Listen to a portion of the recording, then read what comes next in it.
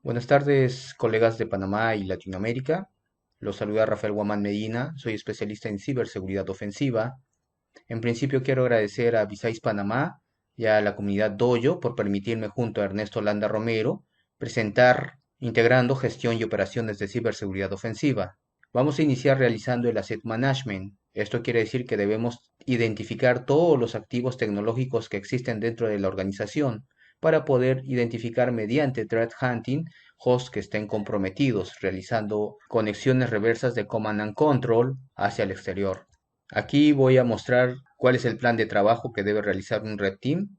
Debe iniciar realizando pruebas de tipo Black Box. Esto quiere decir que con solo el nombre de la organización debe iniciar su búsqueda en Internet de todos los subdominios que estén relacionados a la organización, así también de los hosts que no estén asociados a algún subdominio, para poder realizar las pruebas de penetración y detectar los agujeros de seguridad para realizar la subsanación y el afinamiento de las herramientas de defensa para evitar que un atacante logre acceder desde Internet a la red corporativa. Además, tenemos que realizar pruebas de tipo white box, esto dentro de la red de IT y Business, donde estarán los servidores de la red corporativa.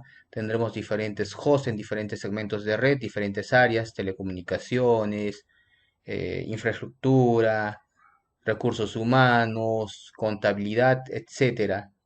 Aquí también se encuentra el Blue Team, en el cual realiza el monitoreo de las actividades del Red Team y así también el monitoreo de las conexiones que ingresan desde Internet y las conexiones salientes. Una vez que Red Team identifique todos los segmentos de red, va a llegar a la DMZ industrial. Es aquí donde ya solicita permisos especiales al CISO para poder realizar las explotaciones correspondientes. Este es el punto máximo al cual llega un Red Team. Solo si el jefe del área de OT solicita una prueba específica, puede realizar pruebas sobre SCADA o un dispositivo en específico. Como pueden ver, tenemos el centro de control, SCADA, un HMI y dentro del sistema SCADA controlamos todos los componentes que estén dentro de la red OT, que son los PLCs, los HMIs, los RTU, los IEDs, etcétera. Debemos validar los nuevos CVE. Esto también lo van a ver en los CSIRTs y CERTs. Debemos validar si los exploits son funcionales desde Internet, desde la VPN o la red local. Como pueden ver, aquí tenemos un gráfico de los scores de las vulnerabilidades comunes. Vemos que tenemos 16.185 vulnerabilidades críticas de nivel 9 a 10. Esto es una base de datos del año 2019, el 2020 no ha sido actualizado, quiere decir que existen más. Para nuestros informes debemos apoyarnos con NBD, con CVE Details, para poder relacionar los CVEs, sus definiciones, la puntuación base CVSS. Una vez que tengamos en claro estos detalles, vamos a buscar exploits. En este caso vamos a hacer uso de exploits públicos. Podemos utilizar exploitdb.com y de acuerdo a la tecnología podemos hacer un filtrado y utilizar un exploit en específico. En este caso para una tecnología Pool Secure. Pero antes de realizar la explotación lo que tenemos que revisar es el código, porque como buen pentester debemos saber qué cosa está haciendo ese código, porque cabe la probabilidad de que comprometamos nuestro propio host y terminemos comprometiendo la organización. También tenemos GitHub, que es una plataforma donde los desarrolladores suben sus proyectos. En este caso tenemos el CB 2020-1472 de Zero Logon, que permite obtener el domain controller del directorio activo. Debemos realizar la validación de la vulnerabilidad. En este caso se prueba una tecnología específica y nos dice que si es vulnerable. Posteriormente se debe explotar para ver si es funcional dentro de nuestra tecnología. Como podemos ver, acá se obtiene una shell reversa y por lo tanto se lista y se obtiene directorios del host target. También debemos revisar las malas prácticas de implementación en TI y OT.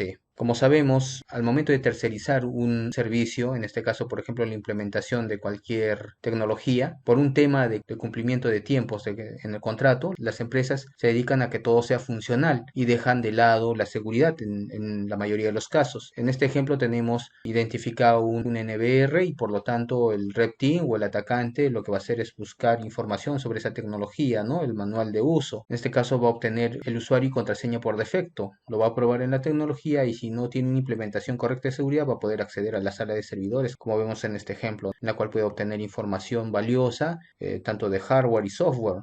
También debemos validar el uso de contraseñas predecibles. Esto debido a que existe una mala práctica por parte de los usuarios, ¿no? Tanto de la alta dirección, que no se quieren complicar la vida y utilizan contraseñas como el nombre de la organización y el año vigente o el año del inicio de operaciones de la empresa.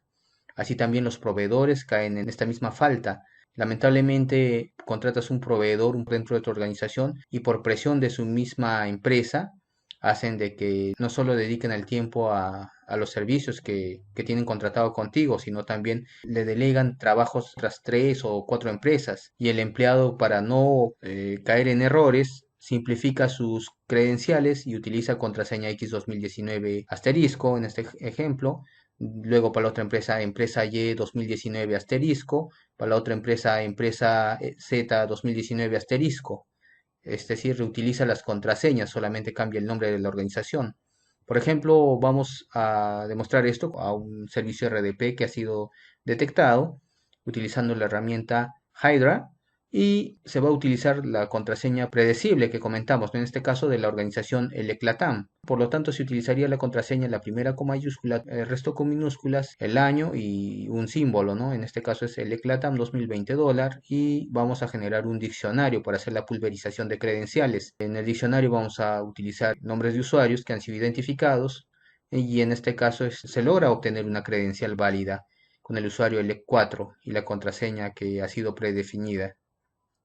El atacante va a realizar la conexión con RDesktop utilizando el dominio, el usuario y la contraseña identificada y va a tener acceso al host en el cual va a poder crear un usuario con altos privilegios, va a poder instalar un backdoor para mantener persistencia. También un punto importante es la concienciación, tanto en teletrabajo, porque hoy en día los atacantes están identificando las viviendas de los empleados y es así como ya se realizan ataques dirigidos, es decir, van a atacar tu red Wi-Fi si utilizas una contraseña débil como el número de DNI, el número de celular o asociar tu apellido con el año de nacimiento de tus hijos. Y si utilizas una contraseña robusta, van a utilizar ataques de tipo Evil Twin, como vemos aquí un ejemplo. Un ataque de Evil Twin consiste en que generen denegación de servicio en tu router, sin embargo, antes de ello ya clonaron todo el SSID y generaron servicios falsos, así como un servidor web, en la cual va a enviar a tu dispositivo móvil o laptop al siguiente formulario de autenticación. Tú vas a ver el nombre de tu red, vas a caer en la trampa, necesitas conectarte nuevamente, colocas tu contraseña robusta, la envías y el atacante va a poder tener acceso a tu red. Así también debemos concienciar en los ataques de phishing, los populares ataques de SEO, ¿no? Que se realizan a la alta dirección. Así también debemos enseñar a reconocer ataques de phishing, ¿no? Cuando el atacante suplanta la identidad de alguien de la empresa, ¿no? Para obtener información sensible. En este caso, una forma de mitigar esto es generar códigos de validación. Es decir, si el atacante te llama haciéndose pasar por un personal de soporte que ha logrado identificar, debe haber un código, ¿no? Es decir, yo soy Luis del área de soporte técnico y debe haber un código de identificación, ¿no? Alfa 2005. Y el usuario, el empleado, debe conocer ese código y debe responder con otro código de validación, de confirmación, que sería Beta 2005. Esa sería una forma de mitigar este tipo de ataques. Así también, haciendo threat hunting, se debe detectar backdoors, se debe detectar las conexiones reversas. Y esto lo hago con herramientas open source. Como pueden ver aquí tenemos en el primer ejemplo un compromiso inicial que se ha realizado desde Internet, porque tenemos una IP pública 75.121.135.177 con el puerto 599 que está estableciendo una conexión reversa hacia un host interno de la empresa. Inclusive tenemos identificado el PID, que es el identificador de proceso, que es la 1472. En la parte inferior podemos ver el ejemplo de un backdoor. En este caso es un insider que está en otro segmento de red y tiene como puerto de escucha la 1444. Utiliza el PID 5532 y está utilizando como proceso una DLL. Aquí vamos a realizar un análisis con la IP pública que se ha identificado. Filtración segura. ¿Desde cuándo? ¿Hace días, meses, años? Lo que vamos a hacer es una validación de la reputación de la IP pública. Como podemos ver, si existen reportes en una base de datos, puedes obtener información como de qué país proviene el ataque, cuál es el hostname. Aquí ya entra a tallar el plan de respuesta a incidentes. En este caso, se bloquearía la dirección IP pública, se desconectaría de la red el host y se haría un análisis para determinar qué acciones se han llevado a cabo, haciendo el análisis de los logs del dispositivo target. Ahora tengo el gusto de dar el pase a Ernesto Landa Romero para que continúe con la presentación. Gracias, Rafael, por el pase. Hola a todos, mi nombre es Ernesto Landa, soy oficial de seguridad de la información y formo parte del Blue Team. Y después de haber escuchado todo lo que Rafael nos ha comentado, no cabe duda que estas actividades son claves para complementar nuestros planes de ciberseguridad y fortalecerlos. Aquí estamos hablando del empleo de técnicas que probarán la efectividad de nuestros controles ante ataques reales. Sin duda alguna, nosotros como responsables de seguridad de la empresa tenemos que informarnos bien sobre la ciberseguridad ofensiva, entender sus ventajas y sus riesgos, pero sobre todo la consecuencia de no aplicarla o ejercerla, porque nuestras estrategias de defensa también deben contemplar el punto de vista de un atacante real. Una vez que nosotros nos concientizamos y entendemos la importancia de la ciberseguridad ofensiva, al punto que ya estamos incorporándola dentro de nuestra estrategia, tenemos que pasar por otro desafío, el desafío de obtener los recursos idóneos para implementarlo. Y no estoy hablando necesariamente de dinero, sino también de personas idóneas para llevar las tareas a cabo. Ya sea esto a través de la incorporación de personal propio o mediante la contratación de un servicio especializado. Quizá el pedir presupuesto no sea un problema en empresas que ya cuentan con un área de ciberseguridad implementada por iniciativa propia o por alguna obligación corporativa transnacional o requerimientos regulatorios, como sucede en el sector financiero. El problema radica en las empresas cuyos directivos no entienden que los riesgos cibernéticos podrían ser tan letales como los riesgos operativos o los riesgos relacionados a la producción. Aquí es donde nuestra obligación como responsables de la ciberseguridad es transmitir en forma efectiva la urgencia de abordar estos riesgos inmediatamente. En base a mi experiencia, obtener presupuesto o sustentar ante una junta directiva no es una tarea fácil. De hecho, escuchamos siempre la frase que debemos de hablar en su idioma. Esta es una frase que se ha convertido en cliché, pero exactamente cómo se habla en su idioma, existen múltiples formas, teorías y consejos que dan varios expertos. En resumen, yo diría, en base a mi experiencia, es hablar en términos de riesgos, la gestión de riesgos. En las juntas directivas generalmente hacen 3 preguntas, independientemente del tamaño o sector de la empresa. Ahí están. ¿Estamos seguros? Para poder responder a esta pregunta, lo mejor es basarnos en pruebas de auditorías técnicas y de gestión o assessments de ciberseguridad, donde se hayan identificado las deficiencias y vulnerabilidades críticas que afectan al negocio. Y es aquí donde muchos planes fracasan, porque el assessment lo hacen sobre los procesos de TI o del área de sistemas, porque el nuevo CISO viene de esas áreas y contempla en forma arbitraria los riesgos críticos de TI como si fueran riesgos críticos para el negocio. Y eso no necesariamente es así. Por ejemplo, el directorio activo es esencial en los sistemas corporativos. Sin embargo, para una empresa del sector industrial, quedarse sin directorio activo por un par de horas o varias horas o días quizá no significa un riesgo crítico, porque el negocio está en la operación de los procesos industriales y estos procesos industriales no utilizan necesariamente un directorio activo para funcionar. Otras empresas, SAP es vital para los procesos contables, financieros o incluso para la facturación. Pero incluso en empresas del mismo sector, quizás SAP no sea tan importante. Si es importante, en vez de SAP, quizás temas como el correo electrónico o como formularios web que para nuestro entendimiento no deberían ser importantes ni críticos porque es un simple formulario web que está en algún lugar de la nube, formulario web desarrollado a medida y no es crítico desde nuestro punto de vista. Pero ¿qué pasa si para nuestra mala suerte ese formulario web realmente le servía a la gerencia legal para reportar algún requisito regulatorio. En resumen, es vital que el CISO conozca muy bien el negocio que protege, no solo desde un punto de vista técnico o tecnológico, sino también a nivel de sus procesos, principales actividades y objetivos estratégicos. Toda empresa tiene objetivos estratégicos cuyo fin es garantizar su sostenibilidad y rendimiento económico en el tiempo. Por lo tanto, un assessment efectivo debe contemplar en forma de cascada primero los objetivos estratégicos y luego las personas, los procesos, las actividades, las tecnologías que forman parte de los mismos para poder llegar al cumplimiento de estos objetivos estratégicos. También a los proveedores, la cadena de suministro, etcétera.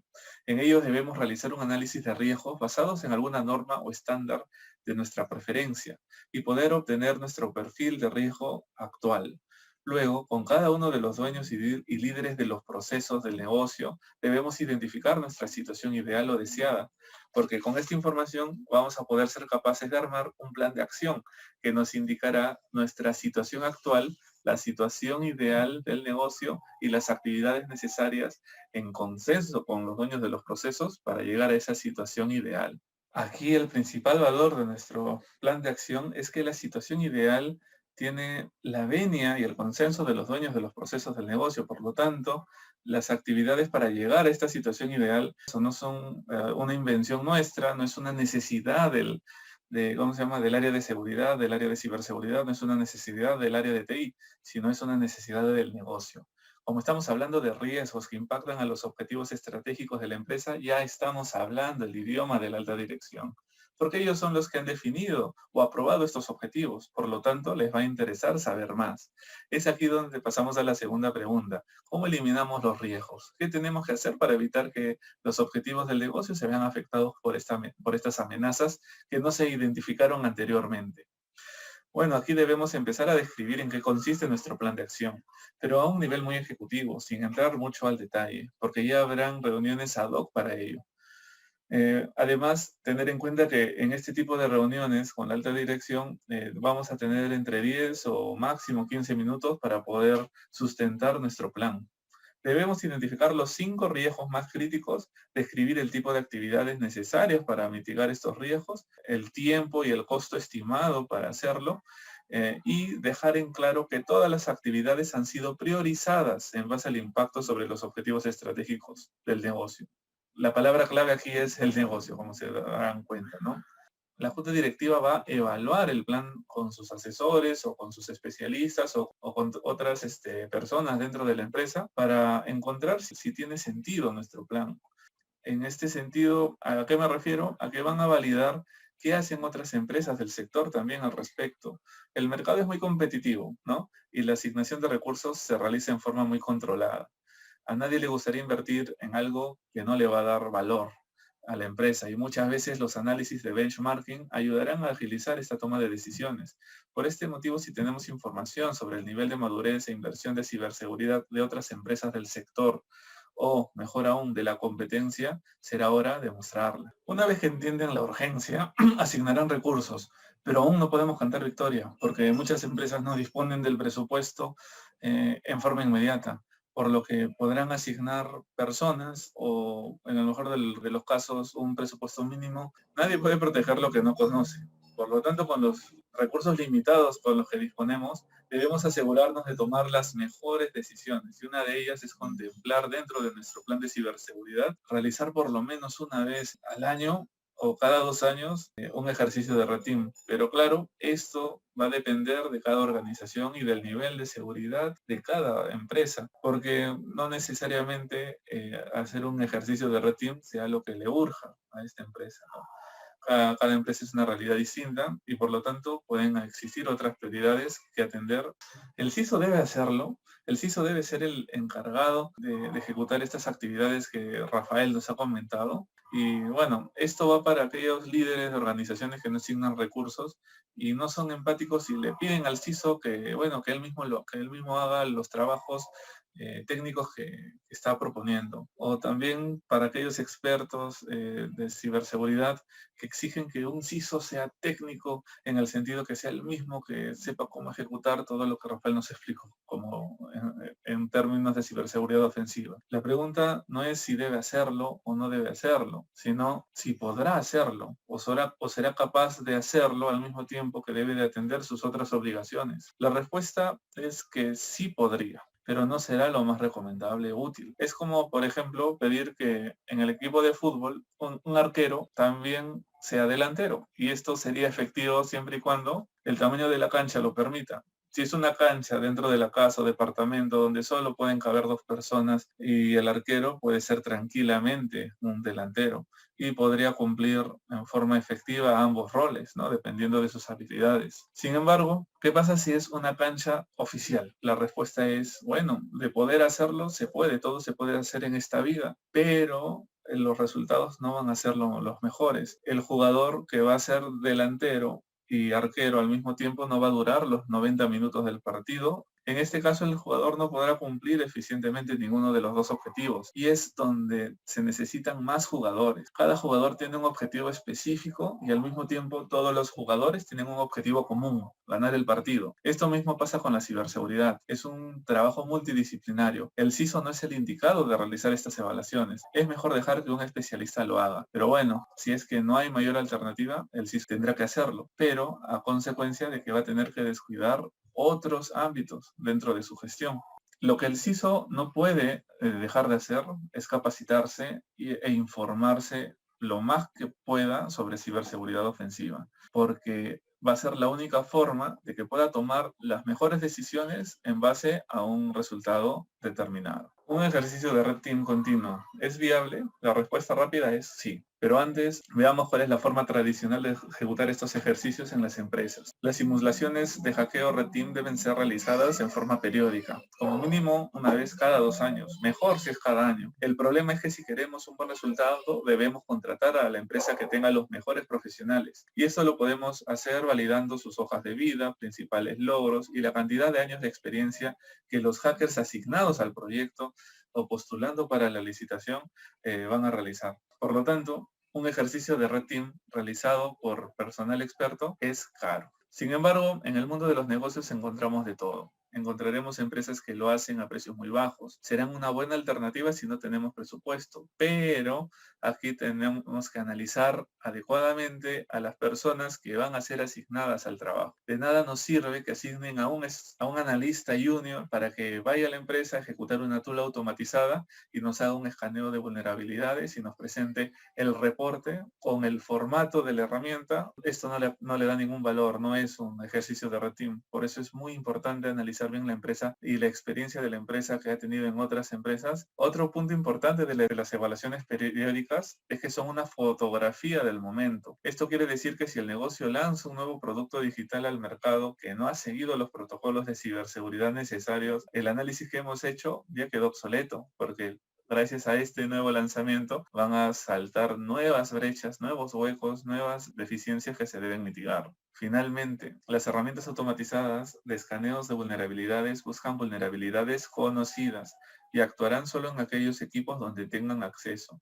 No piensan como un humano, por lo tanto, no tienen la iniciativa de realizar movimientos laterales, evadir firewalls o antivirus, como lo haría un humano. Por lo tanto, ese también es un principal diferenciador de los ejercicios de Red Team. Por otro lado, si tenemos un Red Team continuo, vamos a tener más fotografías que van a enriquecer nuestro proceso de gestión de riesgo. Un ejercicio de Red Team periódico se ejecuta en un tiempo estimado de 2 a 3 meses. En un esquema continuo podemos obtener descuentos o beneficios económicos adicionales por realizar contrataciones anuales o trianuales. La estrategia del servicio debe basarse en la definición de escenarios concretos que agreguen valor a nuestro plan. Otros beneficios son la medición continua de nuestros tiempos de detección, respuesta y mitigación de nuestro Blue Team. Así vamos nosotros mejorando su capacidad de respuesta, que es uno de los objetivos por el cual también contratamos este ejercicio de Red Team. También podemos validar continuamente la efectividad de los controles implementados. Algo importante para ambos tipos de servicios Red Team, el periódico o el continuo, es que se deben definir claramente los términos contractuales. el alcance del servicio, lo que se puede hacer, lo que no se puede hacer sin antes notificar al CISO y tener una aprobación expresa. Nadie quisiera que los procesos de la empresa se vean afectados por una simulación de hacking, al menos no dentro del horario laboral. Una vez que tenemos en marcha nuestro servicio de Red Team periódico o continuo, vamos a tener una lista de vulnerabilidades, deficiencias, hallazgos, mejoras que implementar. Es aquí donde viene otra gran interrogante. ¿Quién es el encargado de remediar los riesgos identificados? Muchos dicen que es el CISO, que es el área de seguridad, el área de ciberseguridad. Pues el responsable de la ejecución de los planes de mitigación sobre los activos tecnológicos que se han analizado son responsabilidad de los mismos responsables de dichos activos. Es decir, por ejemplo, si hay que parchar una base de datos, entonces lo debe realizar el DBA o el administrador de infraestructura a cargo de la operación y soporte de este servidor. Si es un servidor de telecomunicaciones que debe ser hardenizado, esto debe ser realizado por el mismo administrador de red o alguien de su equipo o el analista del NOC. Es decir,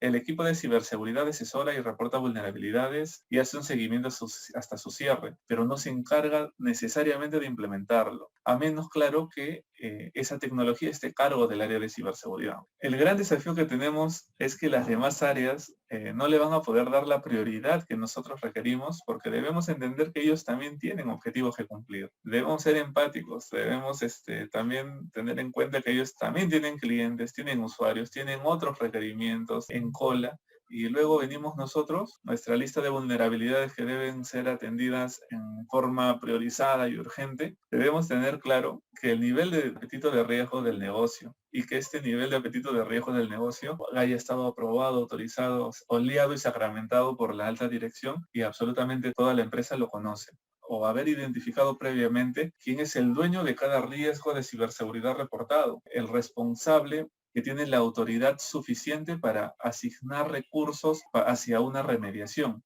El dueño del riesgo debe ser notificado sobre los hallazgos en una forma concreta y objetiva. Acá tenemos que explicar adecuadamente el riesgo identificado, cómo este afecta al negocio y qué acciones se deben de tomar para mitigarlos. Estos riesgos deben ser monitoreados con una frecuencia acorde a su criticidad. El dueño del riesgo debe tener la autoridad suficiente como para priorizar las actividades de su equipo de trabajo de tal forma que decida qué cosas se deben dejar de hacer para atender la brecha de seguridad detectada. Nuestra obligación como responsables de la seguridad de la empresa es asegurarnos de que estos riesgos sean mitigados. Y si no son mitigados por alguna prioridad del negocio, que la alta dirección lo sepa y sea consciente de que, ok, por este proyecto, por esta iniciativa, estamos expuestos a este riesgo. Ahí es donde empiezan los conflictos y ese es tema de otra charla. Otro punto clave es definir los indicadores que se van a monitorear para medir las actividades y la efectividad del Red Team y también la del Blue Team. Algunos ejemplos son los siguientes: tiempo de detección y respuesta del SOC o Blue Team ante los ataques maliciosos controlados generados por el Red Team. Estos indicadores, más que fomentar la competitividad, que realmente sí lo hacen, también ayudan para fomentar la comunicación continua entre ambos equipos. El equipo de Red Team realiza, por ejemplo, un escaneo de vulnerabilidades que no es detectado, entonces nos toca exigir al de Blue Team que nos expliquen el motivo por el cual no lo detectaron. Aquí el equipo de Red Team debe asesorar al Blue Team indicando lo que realizó y analizar los logs de eventos asociados a estas actividades. La idea es que la segunda vez que se realice un ejercicio similar, esta sea detectada. Los tiempos o los SLAs del contrato del Red Team deben garantizar la realización de las actividades de Red Team y la detección por el Blue Team se vayan de alguna forma reduciendo. No necesariamente debe controlarlo contractualmente en SLA bajo la modalidad de penalidades, pero sí como requisitos como para pensar en una renovación o en una ampliación del servicio. Unas reflexiones finales. Cuando hablamos de Purple Team, nos estamos dando cuenta que más que estar hablando de un team conformado por personas, estamos hablando de las actividades, ¿no?, que se encargan de integrar el trabajo que realiza el Red Team con el Blue Team, la sinergia y los procesos que apoyen a que esta integración sea efectiva y los resultados se vayan mejorando, son las claves de un Purple Team. Sin embargo, siempre va a ser bueno que exista una persona que se dedique a ello.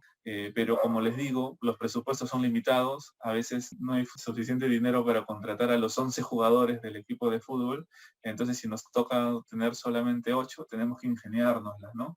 Y de alguna forma trabajar con lo que tenemos, siempre sin dejar de lado nuestro gran interés de seguir concientizando a la alta dirección para que puedan tomar acción y que esto no se vuelva una normalidad, ¿no? Sino que existe, aunque sea un roadmap, va a haber un crecimiento del área que va a estar alineado y sustentado bajo las necesidades de los objetivos estratégicos de la misma empresa. Algunos factores críticos de éxito que deben de tener los que forman parte del equipo de Red Team y Blue Team de una empresa son que estas personas deben conocer a la empresa, deben conocer los procesos, deben conocer la infraestructura, la arquitectura, deben tener un conocimiento de los activos que están escaneando, que están vulnerando o que están tratando de bypassear. El personal debe ser capacitado y en continuo aprendizaje. ¿Y qué mejor que aquellas personas que son autodidactas? ¿Qué mejor que eso para garantizar de que efectivamente nuestro equipo va a tener los conocimientos al día, ¿no? De todo lo que se necesita, porque este mundo de la ciberseguridad, cada día, cada semana, cada mes, van apareciendo nuevas cosas. Estar informados sobre los ataques y brechas más relevantes y sobre todo una comunicación constante, estructurada y bien definida, sin dejar lugar a las improvisaciones. Con esto yo me despido, le cedo el pase nuevamente a Rafael y estamos atentos para absolver al final cualquier duda o consulta que puedan tener. Gracias, Ernesto. Bueno, continuamos con la presentación. Pentest o Reptin externo. Llega el momento, por un tema de SGCI, que viene a ser el Sistema de Gestión de Seguridad de la Información, que se van a realizar la auditoría técnica anual para poder evaluar la madurez de la seguridad de la organización. Aquí va a ser el mejor momento para poner a prueba la efectividad de las defensas, pero desde la perspectiva de la ciberseguridad ofensiva, aplicando threat hunting. Esto quiere decir que tenemos que detectar los movimientos de un atacante dentro de la red antes de que logren ejecutar cualquier tipo de explotación a un activo tecnológico. Bueno, es tiempo de cazar intrusos. Aquí tenemos al SOC, que viene a ser el Centro de Operaciones de Seguridad, en su fase inicial de camino a ser un Blue Team, que analiza y revisa las herramientas que tiene a su disposición, en este caso un IDS, que viene a ser el Sistema de Detección de Intrusos, que envía alertas y las cuales el SOC está analizando. Estas alertas vienen en diferentes niveles de criticidad y el SOC mayormente atiende las alertas críticas y altas. Durante la auditoría externa, son pentesters seniors, por lo tanto, van a evadir al IDS y van a estar fuera de la visibilidad del SOC, ubicándose en diferentes segmentos de red para poder ejecutar la identificación de un activo y explotarlo, realizar movimiento lateral. Y es aquí donde entra a tallar el Red Team, porque en base a sus conocimientos avanzados de hacking va a poder hacer threat hunting y detectar dónde se encuentra ubicado el intruso. Una vez que los encuentre, va a dar parte al SOC y también a telecomunicaciones. Este escenario es una demostración de lo que nos ha sucedido en nuestra fase inicial de formación en miras a ser un Purple Team. Durante una auditoría que nos realizó una de las Big Four, sacamos del juego al equipo de auditoría. El jefe técnico tuvo que solicitar que se les agregue una lista blanca para que puedan operar porque se les había sacado de la red. Bueno, en mi caso, durante las pruebas el SOC ha visto que si en caso a mí me bloquean, yo tengo métodos para poder seguir en juego y no solicitar una lista blanca. Es un tema de creatividad, ¿no? De parte del atacante.